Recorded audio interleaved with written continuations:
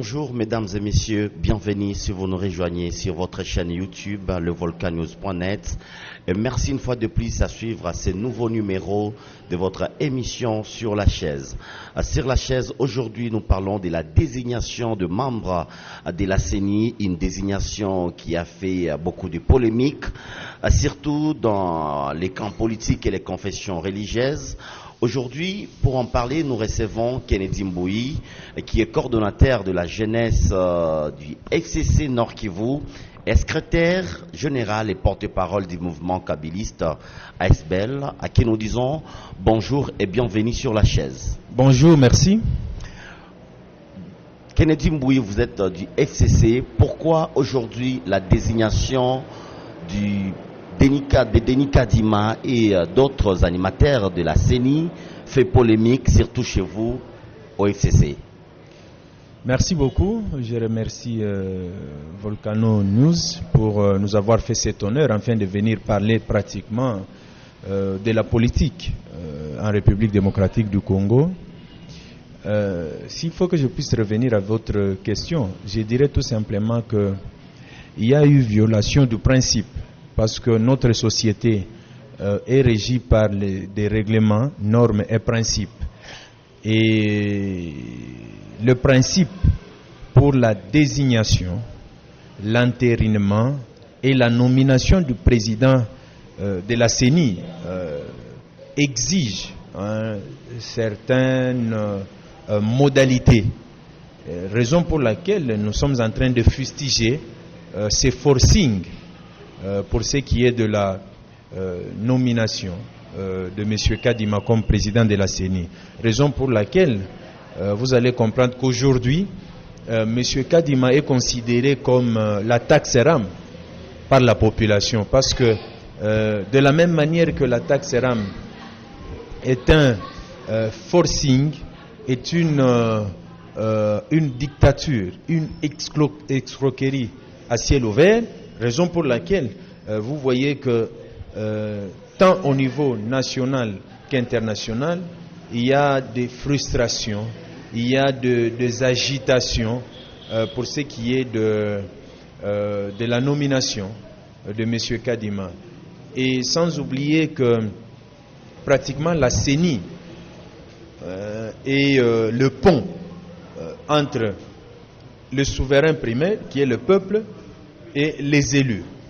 Alors, lorsque le pont est brisé, alors il n'y aura pas de dirigeants et le souverain primaire n'a pas confiance aux dirigeants s'il y en aura. Donc, raison pour laquelle nous restons un peu perplexes par rapport au processus qui a conduit à la nomination par le chef de l'État de M. Kadima comme président de la CENI. Les élections, c'est en 2023. Kennedy Mbouyi, c'est ici en 2023. Avec Kadima, l'FCC ira aux élections. Tout à fait, parce que nous savons que quel que soit le forcing de M. Kadima par le chef de l'État, pratiquement par son camp politique, dit union sacrée, parce que nous l'appelons union salée, parce que ça n'a rien de sacré. Si cette plateforme politique avait quelque chose de sacré, l'on ne pouvait pas aujourd'hui fustiger le forcing. Rappelez-vous que M. Kadima a été pratiquement désigné, entériné dans les mêmes conditions que M. Ronsard Malonda. 8 confessions religieuses ont choisi M. Mais les chefs de l'État Kadima. Expliqué quand même. Oui, il ne s'agit pas de s'expliquer, mais il s'agit de respecter le principe. Le principe exige. Quels sont les principes que le chef de l'État n'a pas respectés? Le principe de la désignation d'un président de la CENI exige le consensus. Et le rapport ou le PV qui doit être déposé à l'Assemblée nationale doit avoir la signature du président. Le président, c'est l'ASENCO. Et le vice-président, c'est l'Église du Christ au Congo. Malheureusement, ça n'a pas été fait. Donc, l'article 17 de la charte régissant les confessions religieuses a été violé. Raison pour laquelle vous voyez aujourd'hui l'Église catholique et l'Église du Christ au Congo, l'ECC, se mettent en marge par rapport à la nomination. Donc, le chef de l'État n'a pas respecté ces principes-là. Et j'étais en train de dire ici que M. Kadima a été désigné par les confessions religieuses dans les mêmes conditions que M. Ronsard Malonda, qui du reste a été entériné par l'Assemblée nationale, mais malheureusement pour Ronsard Malonda, le chef de l'État avait écrit à Madame Janine Mabunda pour dire « Je ne saurais pas nommer M. Ronsard Malonda parce qu'il n'y a pas eu consensus et que le PV qui vous avait été transmis n'a pas été signé par le président et le vice-président qui sont entre autres l'ANSENCO et l'ECC. Ce que exige la charte. Vous attendez aussi pour Denis Kadima qui sera ça de même. Oui, vous savez, j'ai dit ici que nous devons apprendre à respecter les normes, principes et règlements qui nous régissent dans notre société. Mais lorsque vous êtes en train de mettre en doute ce bureau de la CENI, aujourd'hui qui est en place, et vous dites que vous allez aux élections, est-ce qu'il faut aller aux élections alors que vous avez un bureau de la CENI, vous n'avez pas vraiment foi à ce bureau de la CENI placé aujourd'hui et à la tête d'Denis Kadima? Oui, vous savez, nous sommes des républicains. Il faut toujours y aller. Nous sommes des républicains. Nous sommes des républicain et nous sommes aux côtés du souverain primaire qui est la population. Nous sommes en train de marcher sous la conduite du souverain primaire qui est la population. Donc, au moment opportun, si nous arrivons aux élections et que le souverain primaire qui est notre patron nous oblige d'y aller, nous allons y aller. Raison pour laquelle nous disons, nous restons ouverts pour que ces processus... Donc, vous n'avez pas encore pris des décisions? Non. Les décisions doivent se prendre étape par étape. Nous avons refusé pratiquement ces bureaux, ces nouveaux bureaux, oui. Et ça se justifie dans le sens que le FCC n'a pas envoyé des animateurs au sein de l'équipe de Kadima. Pour le compte du FCC. Pour le compte du FCC. Raison pour laquelle nous disons, nous on n'accompagne pas cette équipe. Mais s'il s'agit de participer aux élections, nous aurons les quitus du souverain primaire et nous allons y aller. Parce que nous savons aujourd'hui que avec l'insécurité qui règne dans les provinces de l'Ituri et du Nord Kivu, avec la gratuité qui pratiquement est un échec, parce que jusqu'à ce jour, les enfants continuent à rester à la maison et que les enseignants exigent qu'il y ait amélioration de leurs conditions sociales, mais aussi avec la taxe RAM, qui est une escroquerie à ciel ouvert. Donc, le camp adverse, qui est de l'Union salée, n'a pas, n'est-ce pas, de l'ancrage dans la population. Quel que soit Kadima, nous sommes sûrs et certains que si le chef de l'État, Félix Tshisekedi, s'est présenté aux élections, il sera battu. Il va perdre ces élections, effectivement, par le FCC. Et comme vous parlez des élections, il y a certaines sources qui parlent du rapprochement des Katumbi avec le FCC. Oui, vous savez, ici nous parlons de la République démocratique du Congo, pas des intérêts partisans. Si Katumbi trouve qu'il faut se rallier avec le FCC, il n'y a pas de problème. Nous allons poser des préalables, nous allons poser les conditionnalités, les critères pour que nous puissions avoir un candidat commun, n'est-ce pas, à la présidence de la République.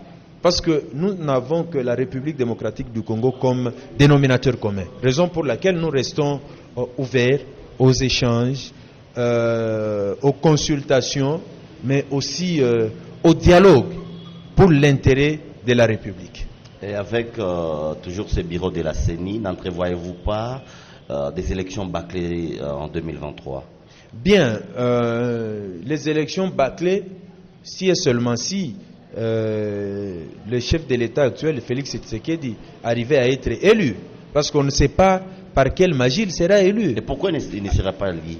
Le bilan, c'est son bilan qui le justifie. Aujourd'hui, si vous posez la question à un citoyen lambda, qu'est-ce qu'il pense du second mandat du chef de l'État, plutôt Félix Tshisekedi, ce citoyen lambda vous dira que c'est pratiquement de l'escroquerie à ciel ouvert pour ce qui est du RAM.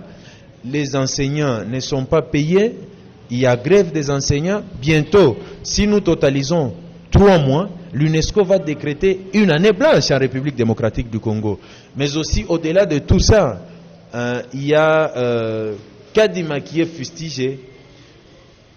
Nous sommes au Nord Kivu, il y a l'insécurité. L'état de siège n'apporte pratiquement rien pour ce qui est du rétablissement de la quiétude et de la paix au Nord Kivu. Donc, avec ces bilans mitigés, on ne voit pas le chef de l'État, Félix Tshisekedi, être reconduit. Donc, si on comprend bien, vous contestez le bureau de la CENI, mais vous acceptez quand même de partir aux élections parce que le chef de l'État a un bilan mitigé. Effectivement, parce que ça se voit, ça se voit. Donc, nous sommes des républicains, même si nous fustigeons la manière avec laquelle M. Kadima a été désigné par ses pairs, entériné par l'Assemblée nationale, qui du reste est devenue une caisse de résonance du chef de l'État, ça se voit. Par exemple, aujourd'hui, c'est vraiment inimaginable. Raison pour laquelle nous disons que l'UDPS n'a acquérir que la dictature auprès de son père qui est le impère. Parce que l'UDPS, c'est la fille aînée du impère. Donc pratiquement, nous sommes en train de comprendre que c'est déjà l'échec du chef de l'État, Félix Tshisekedi, par rapport à sa manière de gérer le pays. Aujourd'hui, le pays est en train de disparaître. L'intégrité territoriale menacée, la situation sociale du peuple congolais, n'en parlons même pas, mais aussi l'insécurité généralisée ici chez nous à l'Est. Donc, avec ces bilans que nous venons de donner à la population, et lorsque vous posez même la question à la population, cette dernière vous dira qu'elle n'attend que les élections pour sanctionner négativement le chef de l'État Félix Tshisekedi. Avec la crise au pays, pensez-vous vraiment qu'il y aura des élections en 2023? Bien, nous ne pensons pas. C'est ce que exige la Constitution. Donc déjà, au mois de septembre 2023... Nous avons vu à votre règne aussi parce que les élections, il fallait organiser des élections, mais il y avait des tiraillements avant l'organisation des élections. Mais aujourd'hui, il y a eu des crises sanitaires, de l'insécurité, aussi, donc il y a l'instabilité économique au pays. Et avec tout ça, est-ce que entrevoyez-vous les chefs de l'État en train d'organiser les élections en 2023 telles que le prévoit la Constitution? Je vais vous rappeler tout de suite ici qu'en 2006, il y a eu élection. Sous les leaderships et la conduite éclairée du sénateur à vie Joseph Kabila, alors président de la République, qui est notre autorité morale, nous du FCC. En 2011, il y a eu organisation des élections, mais aussi en 2018, il y a eu élection, et sur fond propre de la République démocratique du Congo. Donc c'est le contribuable congolais qui a financé à 100% les élections en République démocratique du Congo. Alors, nous pensons et nous restons optimistes. Le pouvoir actuel n'a pas d'excuse pour ne pas organiser les élections. Donc, nous allons aller aux élections au plus tard, au mois de décembre 2023. Merci face à nos caméras parce que nous sommes en train de partir, d'aller vers la fin de cette émission. Kennedy Mbouyi, dites-nous aujourd'hui, si ce n'est pas un secret, aujourd'hui si on organise les élections en République démocratique du Congo, quel est ce candidat que va nous présenter l'FCC? Si ce n'est pas un secret. Bien, le candidat sera choisi au moment opportun. Mais je dois tout de suite rappeler à l'opinion que j'ai eu la chance d'écouter le chef de l'État actuel dire que son souhait était que son successeur soit une femme. Et pour moi, Kennedy Mbouyi, j'ai cette femme. Elle s'appelle Maman Olive Lembe Kabila, présidente de l'Initiative Plus, présidente nationale de l'Initiative Plus. Donc pour Kennedy Mbouyi déjà, le chef de l'État actuel a déjà donné le pont, le go à celle que moi, je préfère qu'elle soit mon choix, ma candidate présidente de la République en 2023. Au-delà du choix qui sera fait, parce que nous sommes une plateforme structurée, nous attendons au moment opportun, lorsqu'il y aura un congrès, nous ferons le choix pour la personne qui va représenter le FCC au niveau de la candidature de la présidence de la République. Mais si ça ne dépendait que de Kennedy Mbouyi, je vais faire appliquer le souhait du chef de l'État actuel, Félix Tshisekedi, à Bunia, dans un point de presse. Il dit qu'il souhaiterait que son successeur soit une femme. Raison pour laquelle je répète pour dire, mon choix à la présidentielle de 2023 s'appelle Olive Lembe Kabila, présidente nationale de l'ASBEL Initiative Plus. Aux élections de 2023, le président Félix Tshisekedi ne sera pas réélu président? Tout à fait, il y a déjà, le décor est planté avec l'âme qui est l'escroquerie à ciel ouvert, avec la grève des enseignants jusqu'à ce jour. Nos enfants sont encore à la maison. Au-delà de tout ça, avec l'insécurité qui a vraiment battu les records inimaginables en République démocratique du Congo, surtout chez nous ici à l'Est. Donc le chef de l'État actuel, Félix Tshisekedi, sera battu à plate couture aux élections de 2023. La dernière question face à nos caméras, Kennedy Mbouyi. Avec qui pensez-vous composer pour faire front à Félix Tshisekedi qui a la majorité avec l'Union sacrée?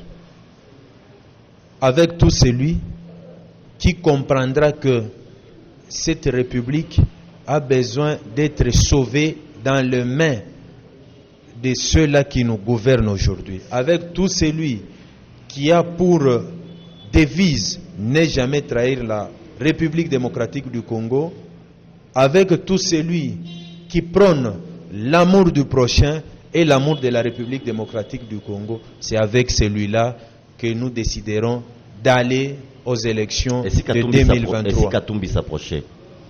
C'est un patriote congolais. Je vous ai dit ici que nous restons ouverts à tout celui qui viendra au nom de la République pour faire front commun avec le FCC. Si Katumbi vient, nous allons l'accueillir. C'est un citoyen congolais, c'est notre frère. Nous ne pouvons pas le refuser. Mais nous disons déjà que il y aura des critères qui seront fixés et le candidat ne pourra venir que du FCC. Nous disons merci Kennedy Mbouyi d'accepter de participer dans cette émission. Tout le plaisir était pour nous. Merci à vous. Très chers internautes, nous sommes arrivés à la fin de cette émission. Merci de partager nos vidéos, merci de liker et merci à tous. On se retrouve à la prochaine pour un autre numéro. Portez-vous bien.